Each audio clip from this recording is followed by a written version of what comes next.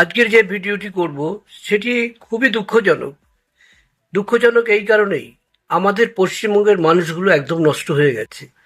কেন নষ্ট হয়ে গেছে বলবো, কংগ্রেস আমলের খুব অল্প সময় দেখেছি, তখন আমরা খুবই ছোট ছিলাম।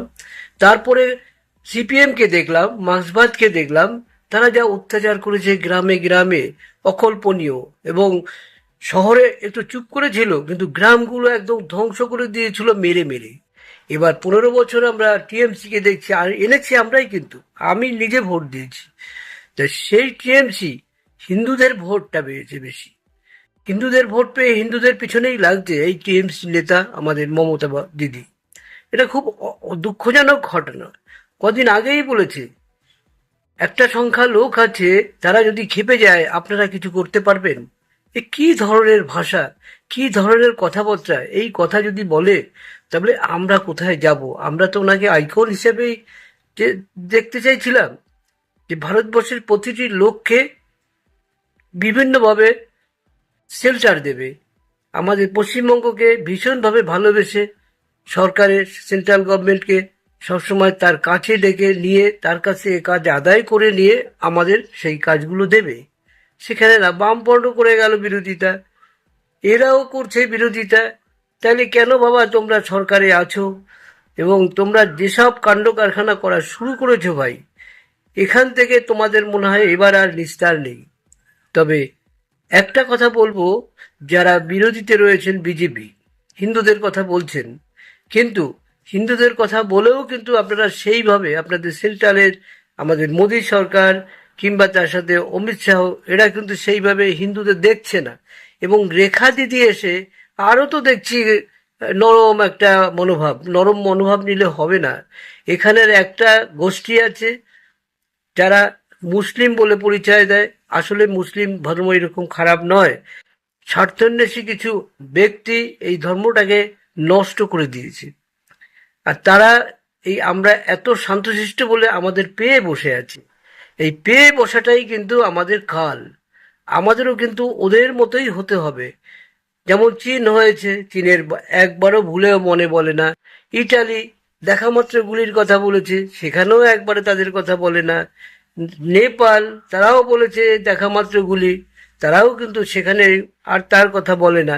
এরা যেখানে নরম পায় সেখানেই ঢুকে যায়, সেখানেই অত্যাচার করে। এক্ষেত্রে কিন্তু হিন্দুদের এক হতে হবে, এক জায়গায় থাকতে হবে, এক কথা বলতে হবে, একভাবে চলতে হবে। আমি ইউপিতে যারা হিন্দুবাদী রয়েছেন তাদের কাছে একটা অনুরোধ রাখবো।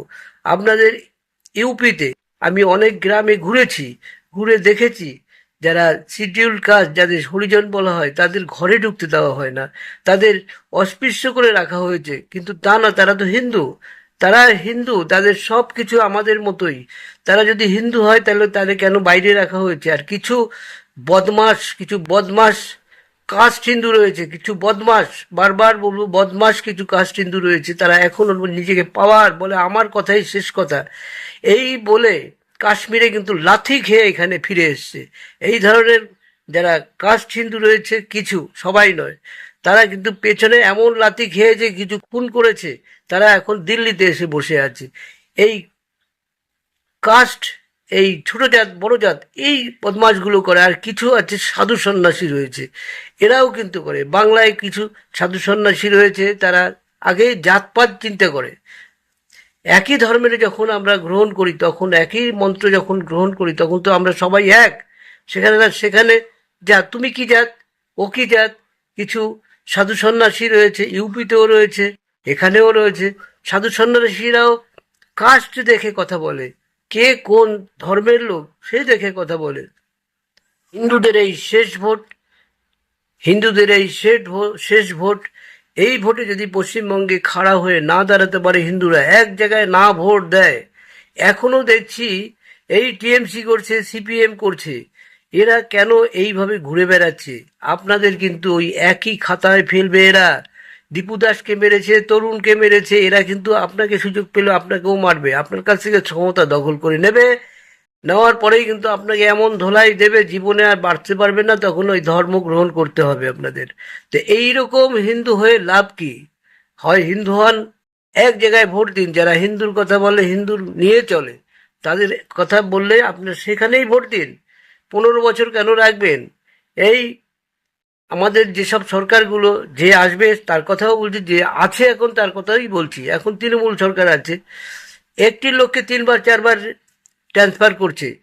এদের কারা ট্রান্সফার করবে? এদের তো আপনি আমি ট্রান্সফার করব। 5 বছরের পরে কেন এদের ভোট দেওয়া হচ্ছে? আমি বলবো বিজেপি যদি ভালো চালায়, খুব বেশি হলে 10 বছর, তারপরে কিন্তু একে ফেলতে হবে, অন্য কোনো একটা পার্টি আনতে হবে, থার্ড পার্টি। না আনলে কিন্তু আমাদের পস্তাতে হবে। তাই বন্ধুরা, আজকের এই ভিডিওটি আমি এই কারণেই করলাম, চারিদিকে উচ্ছৃঙ্খলতা উচ্ছৃঙ্খলতা, টেলিফোন খুললেই হিন্দু মারছে, হিন্দু মারছে, হিন্দু মারছে। এগুলো কিন্তু আমাদের দেখতে হবে। এগুলো যদি আমরা হিন্দুরা একসঙ্গে না হই, কে ছোট জাত কে বড় জাত, তাতে কি হবে? আপনি বড় জাত, আপনি বড় ফ্যামিলিতে বিয়ে করবেন, কিন্তু তাকে ঘরে ডাকুন, তাকে খাওয়ান। ইউপিতে এই জঘন্য ঘটনাগুলো ঘটে, তাদের ডাকে না, ঘরে ডাকে না, তাই বাইরে বসে খেতে দেয়। কেন? এই অসভ্যতামি কেন ইউপিতে চলছে? আমি যোগী আদিত্যনাথকে বলবো, আপনিও দেখুন, প্রতিটি ঘরে ঘরে খবর নিন, আপনি একটা সংগঠন করে।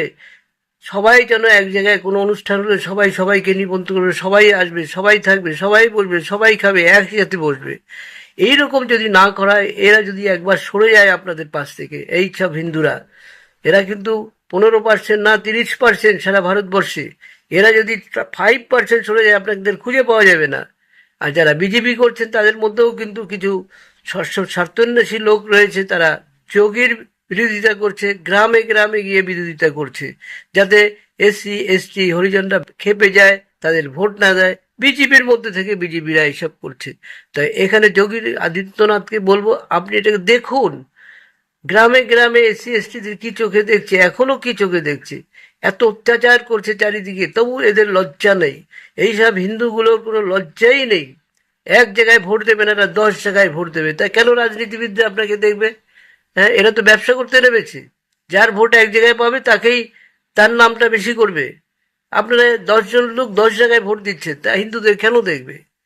তা বন্ধুরা, আমার ভিডিওটা হয়তো এলোপাথারি ভিডিও হয়েছে, কিন্তু আপনারা ভেবে দেখুন তো আমি যা বলেছি ঠিক কিনা।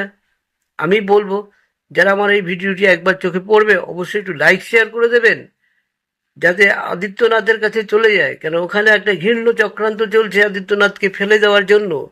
কংগ্রেস একটা মুসলিম দল, এখানে যেটা আছে সেটাও তো মুসলিমের দিকেই তাকিয়ে আছে। আসলে এরা বাইরে থেকে ফান্ড পায়, ফান্ড পেয়ে আমাদের হিন্দুদের ভুলে যায়। শরদ পাওয়ার, তার যে দল ইন্ডিয়া, যেটা নূতন দল হয়েছে ইন্ডিতে তো সবই হিন্দু বিরোধী। এখনো কেন হিন্দুরা এক জায়গায় হচ্ছে না? যারা হিন্দুর কথা বলছে তাদের কাছে ডাকছেন না কেন? তাদের কাছে যাচ্ছেন না কেন? তাদের ভোট দিচ্ছেন না কেন? সোজা কথা, 15 বছরের পরে একে ছুঁড়ে ফেলে দিতে হবে।